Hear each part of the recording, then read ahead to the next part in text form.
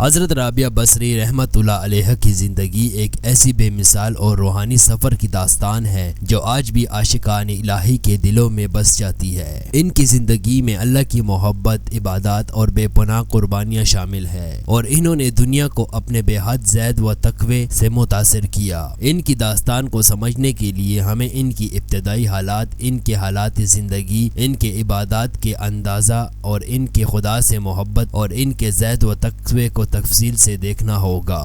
حضرت رابعہ بصری کا تعلق بصرہ کے ایک انتہائی غریب اور تنگ دست خاندان سے تھا۔ ان کے والدین نہایت ہی دیندار اور اللہ کی محبت میں مبتلا تھے، لیکن وہ مالی اعتبار سے انتہائی کمزور تھے۔ حضرت رابعہ بصری کا خاندان اس قدر غریب تھا کہ جب ان کی پیدائش ہوئی تو ان کے والدین کے پاس نہ چراغ جلانے کے لیے تیل تھا اور نہ ہی ان کو کپڑوں میں لپیٹنے کے لیے کچھ میسر تھا۔ حضرت رابعہ کا یہ ابتدائی دور سخت مشکلات کا حامل تھا، لیکن ان کے والدین کی دینداری نے انہیں ایک مضبوط بنیاد فراہم کی۔ حضرت رابعہ کا بچپن فاقوں اور تنگ دستی میں گزرا۔ ان کے والدین نے باوجود غربت کے انہیں اسلامی تعلیمات پر سختی سے عمل کرنے کا عادی بنایا۔ حضرت رابعہ کا بچپن ایک واقعہ بہت مشہور ہے جس کے مطابق ان کے والدین ایک روز ان کے لیے کچھ کھانا لائے، لیکن حضرت رابعہ نے کہا وہ کھانا صرف اس صورت میں کھائے گی جب اللہ انہیں اپنی محبت سے نوازے گا۔ اس بچپن کی عمر میں ہی حضرت رابعہ کی شخصیت میں اللہ کی محبت اور عشق کی جھلک دیکھی جا سکتی تھی۔ حضرت رابعہ بصری کی زندگی میں ایک اہم موڑ اس وقت آیا جب انہیں نوجوانی میں اغوا کر لیا گیا اور بعد میں ایک ظالم شخص نے انہیں غلامی میں لے لیا۔ ان کے مالک نے ان پر سختی کی اور ان سے مختلف کام کروائے، لیکن حضرت رابعہ نے کبھی شکایت نہیں کی۔ ان کا دل اور دماغ ہمیشہ اللہ کی طرف متوجہ رہا۔ اس غلامی کے دوران انہوں نے اپنے مالک کی قید میں بھی اللہ سے اپنی محبت کو کمزور نہیں ہونے دیا۔ ان کا یہ عشق اور عبادت کا جذبہ اتنا مضبوط تھا کہ آخرکار ان کے مالک نے ان کی روحانیت سے متاثر ہو کر انہیں آزاد کر دیا۔ حضرت رابعہ بصری کی زندگی کا سب سے اہم اور نمونہ پہلو ان کا عشق الہی تھا۔ انہوں نے اپنی ساری زندگی اللہ کی محبت میں گزاری اور دنیا کی محبت کو کبھی اپنے دل میں جگہ نہیں دی۔ ان کے دن رات اللہ کی عبادت میں گزرتے تھے اور ان کا ہر عمل اس بات کا گواہ تھا کہ وہ اللہ سے عشق میں سرشار تھی۔ حضرت رابعہ نے راتوں کو اللہ کی عبادت میں گزارنے کا معمول بنا لیا تھا۔ وہ رات کی تاریکی میں تنہا اپنے خالق کے حضور کھڑی ہوتے اور پوری رات عبادت میں گزارتی تھی۔ ان کا معمول تھا کہ نماز کے بعد اللہ سے اپنے عشق کا اظہار کرتے ہوئے کہتی تھی، اے میرے رب، اگر میں تیری عبادت جنت کی لالچ میں کر رہی ہوں تو مجھے جنت سے محروم کر دے، اور اگر دوزخ کے خوف سے کر رہی ہوں تو مجھے دوزخ میں ڈال دے، لیکن اگر میری عبادت مخص تیرے عشق میں ہے تو اپنے قربت سے مجھے نواز دے۔ حضرت رابعہ بصری نے ہمیشہ دنیاوی چیزوں سے کنارہ کشی اختیار کی۔ ان کے نزدیک دنیا اور اس کی آسائشیں بے وقت تھی۔ ان کا ماننا تھا کہ دنیا عارضی ہے اور انسان کو ہمیشہ آخرت کی فکر کرنی چاہیے۔ حضرت رابعہ نے اپنی زندگی میں کبھی مال و دولت کی خواہش نہیں کی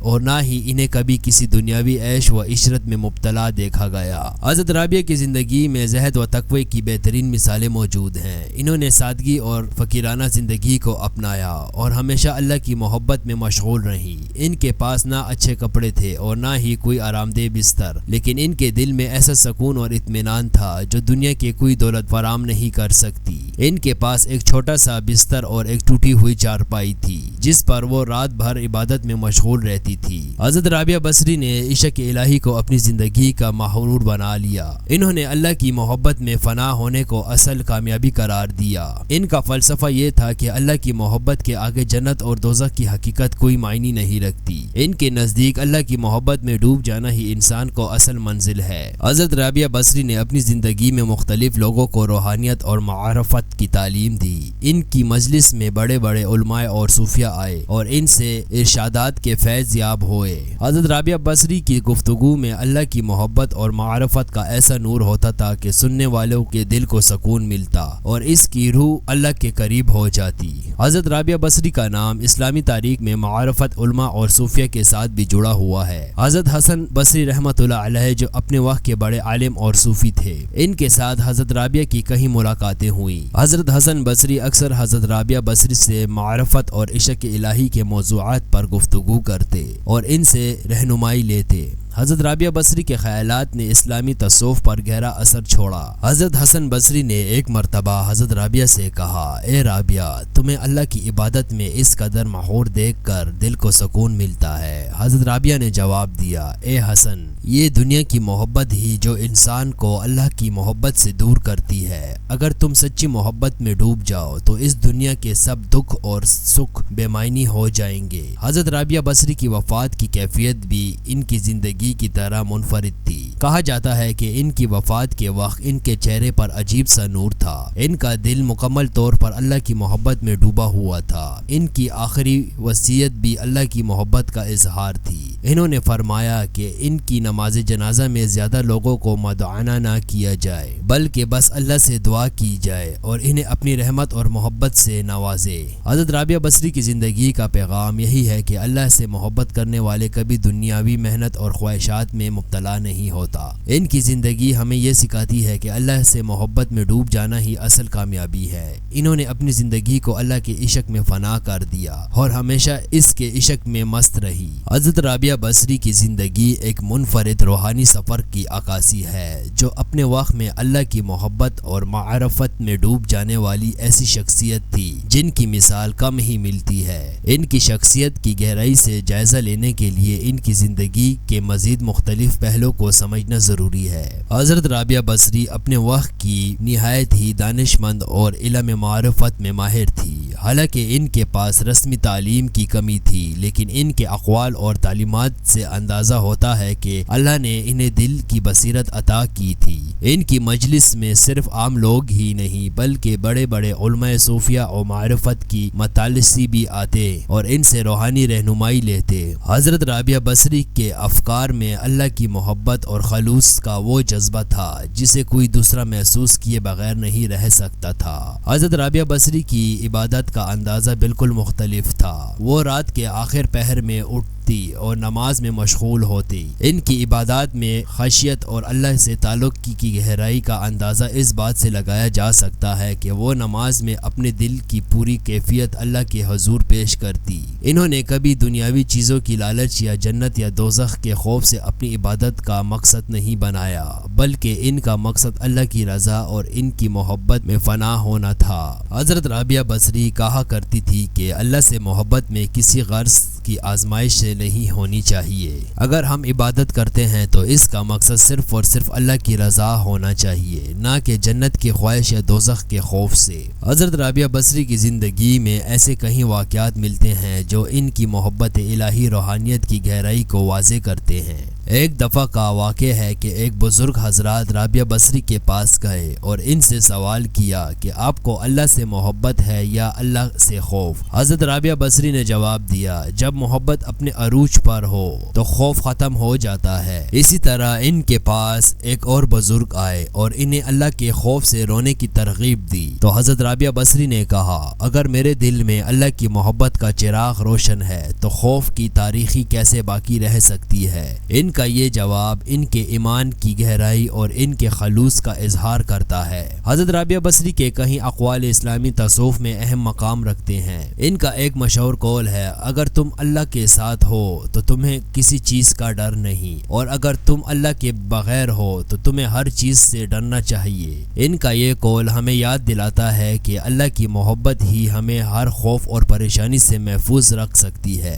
حضرت رابعہ بصری کی یہ تعلیمات ہمیں اس بات کا درس دیتی ہے کہ ہمیں دنیا کی محبت چھوڑ کر اللہ کی محبت کی طرف متوجہ ہونا چاہیے۔ حضرت رابعہ بصری کی ایک اور اہم تعلیم یہ تھی کہ اللہ سے محبت اس وقت سچی ہوتی ہے جب بندہ ہر دوسرے محبت کو ترک کر دیتا ہے اور اللہ کو اپنے دل کی مکمل اور پہلی ترجیح بنا لے۔ ان کے نزدیک اللہ کی محبت وہ طاقت ہے جو انسان کے دل کو ہر قسم کے خوف، شک اور نفرت سے پاک کر دیتی ہے۔ حضرت رابعہ بصری نے اپنے وقت کے لوگوں کے دلوں پر بھی بے پناہ اثر چھوڑا۔ ان کی عبادت اور محبت الہی کا ایسا نور تھا کہ لوگ ان کی محبت میں بیٹھ کر ہی اپنی زندگی میں سکون اور اللہ سے قربت محسوس کرتے۔ ان کے دل سے نکلنے والے الفاظ لوگوں کے دلوں میں اتر جاتے تھے اور وہ ان کی باتیں سن کر اپنی زندگی کو اللہ کی محبت میں گزارنے کی کوشش کرتے۔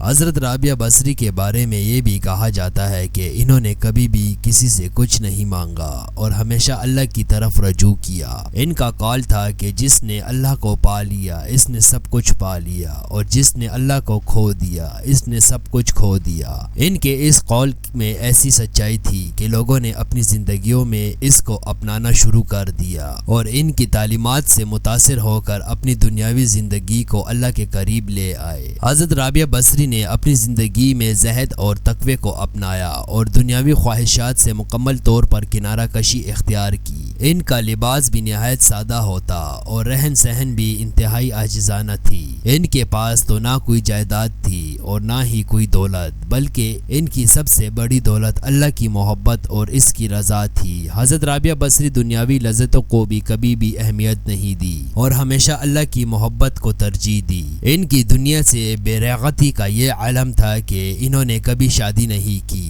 اور زندگی بھر اللہ کی محبت میں مست رہی۔ جب ان سے شادی کے بارے میں پوچھا گیا تو انہوں نے کہا، مجھے اپنے خالق سے ایسی محبت ہے کہ میں کسی اور کی طرف متوجہ ہونے کا سوچ بھی نہیں سکتی۔ حضرت رابعہ بصری نے اپنے آخری ایام بھی عبادات اور اللہ کی محبت میں گزارے۔ ان کی زندگی کا یہ پہلو بھی نہایت منفرد تھا کہ ان کی آخری وصیت دنیا سے کنارہ کشی اور اللہ کی محبت کا واضح اظہار تھی۔ انہوں نے کہا کہ ان کی نماز جنازہ میں صرف قریبی لوگوں کو بلایا جائے اور کوئی شور وغلا نہ ہو۔